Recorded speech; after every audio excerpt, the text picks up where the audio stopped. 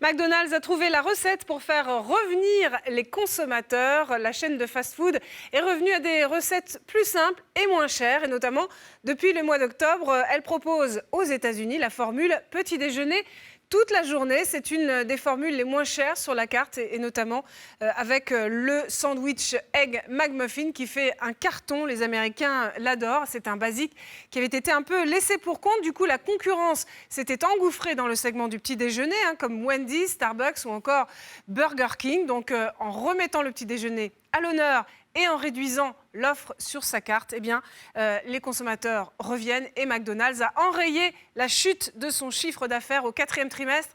Les ventes ont été meilleures que prévu et le bénéfice a progressé de 10%. Alors, il faut dire quand même que McDonald's est passé par un plan de redressement, que le PDG a été changé il y a un an, que le groupe a changé de stratégie, notamment sur la qualité, en privilégiant par exemple les producteurs locaux, tant que faire se peut. D'ailleurs, c'est une initiative qui avait été lancée par McDonald's France et en prohibant, par exemple, le poulet aux antibiotiques de sa carte, ce qui n'est pas un mal.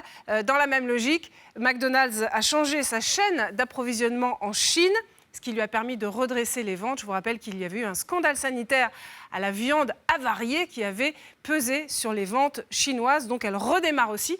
Et puis, McDonald's profite des déboires de la concurrence, et notamment l'enseigne qui propose de la nourriture mexicaine Chipotle. Chipotle qui a subi une épidémie de gastro-entérite parmi ses clients aux États-Unis. Alors, grâce à tous ces facteurs, 2016 devrait être l'année du rebond pour McDonald's, aux États-Unis en particulier et dans le monde.